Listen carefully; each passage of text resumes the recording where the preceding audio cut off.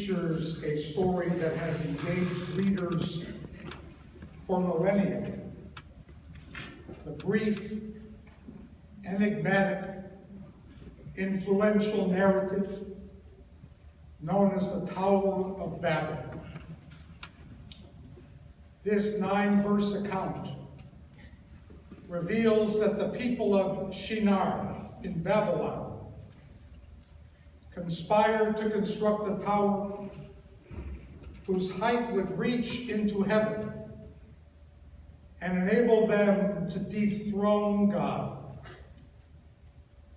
But God himself descended to destroy their handiwork, for it threatened to erase the boundary between God and man.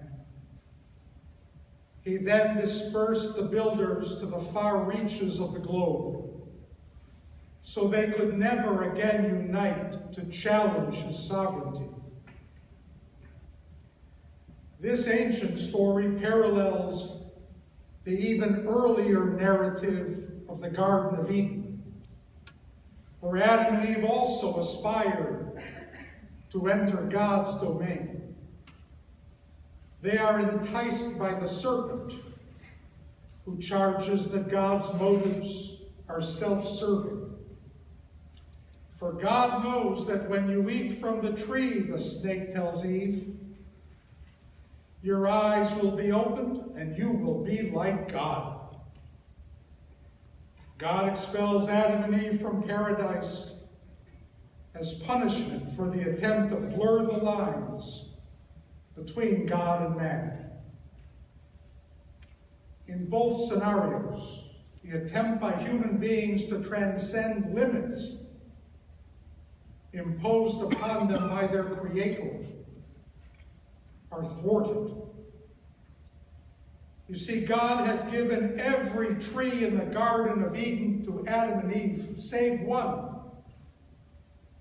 But all those permitted trees were not enough. They had to have those and the forbidden tree as well. The earth was given to the people of Shinar, but that was not enough for the builders of the tower. They had to have heaven too. In each case, the offenders wanted what was not theirs.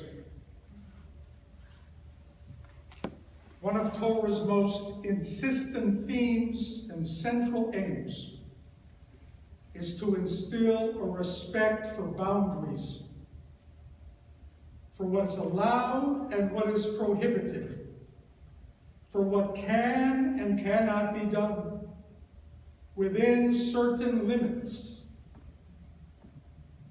God fashions creation by establishing boundaries between time and eternity, light and darkness, kinds of water, sea and land, humans and animals.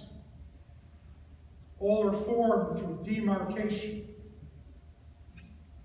The stability of the world is brought into being through the imposing of order upon chaos, through separating and limiting and bounding this from that. Adam and Eve learned to their great hurt that what God had placed off limits was not to be trifled with. The builders of the tower received the painful lesson for their impunity. Later in the Torah, each tribe is warned against trespassing beyond its assigned border. Moses himself comes to realize that he will not be permitted to cross the Jordan River. The Holy of Holies in the temple was off limits to everyone but the high priest. And even he could only enter one day, on Yom Kippur.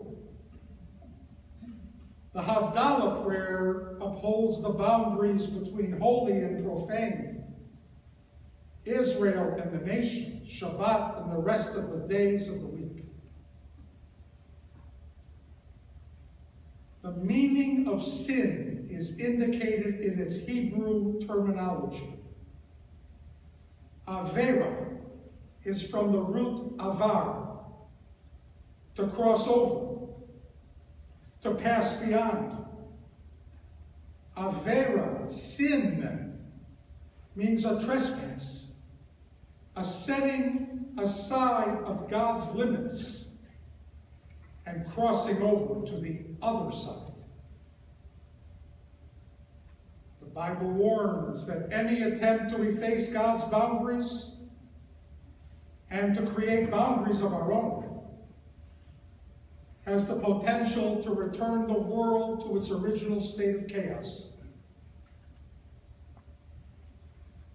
How we need this insight today, my friends. Society gravitates to the proposition that if something can be done, then it should be done. That if something is possible, it is permissible. The pervading ethos is just do it. Limits, boundaries have been excised from the vocabulary of many who do not consider that they may be trespassing into areas better left unvisited. In a gluttonous society, populated by people who consider themselves entitled to do whatever they want, where are self-discipline, limits, and boundaries to be found? Who today accepts the word no? Can a marriage survive if one partner has violated the boundaries of trust and trespassed the limits of monogamy? I have seen the holiness of this beam a compromise time and again as people ascend who have transgressed the limits of modesty. They got a bad deal. They paid for the whole dress but only got 1/3.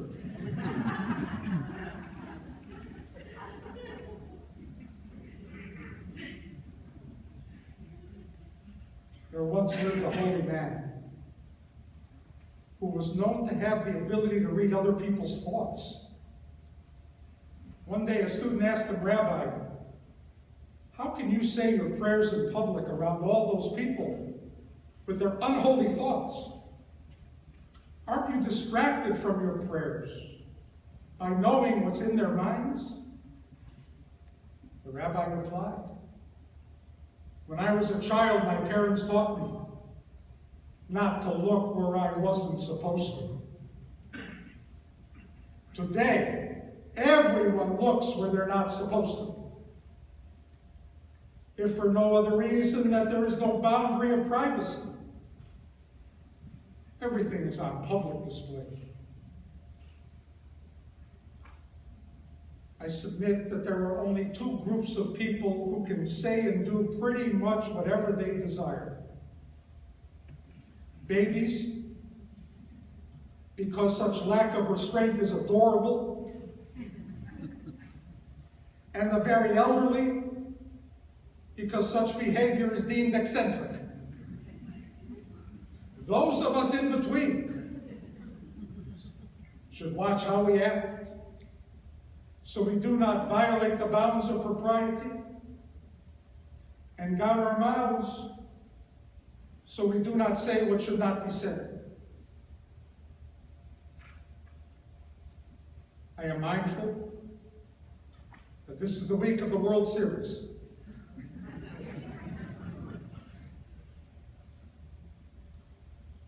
Once again, my team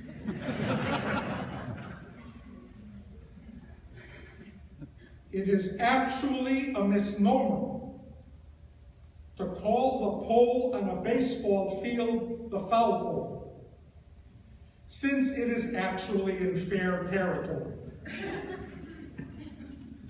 The batter is given the benefit of the doubt when he hits the foul pole of having hit a home run. It should be called the fair pole. And that is what we do. We call what is fair foul, and we call what is foul fair. So we are told today, thou shalt not commit adultery, unless you are really attracted to someone other than your spouse. Thou shalt not lie, unless you're really in trouble. Thou shalt not cheat,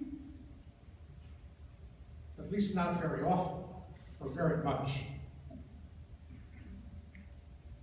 Judaism does not accept that we are morally autonomous beings who are permitted to act by our own standards. God did not place Adam and Eve in the garden. God did not place the people of Shinar in Babylon so they could make up the rules as they went along. There are no asterisks in the Ten Commandments allowing for loopholes of human fancy. No one can be a moral, righteous person without yielding to a binding set of rules other than his own. For if man is left to decide for himself what is right and what is wrong, he will always set the criteria to fit his own drives and desires. In the Garden of Eden, Adam and Eve turned from being God-centered to being self-centered. In Babylon, the tower builders turned from being God-centered to being self-centered. Both demonstrated this shift by trespassing God's limits. They had come to believe that their desires trumped God's commandments. Now as then, God gives us the freedom to choose to live within his boundaries or outside of them. Either choice entails consequences.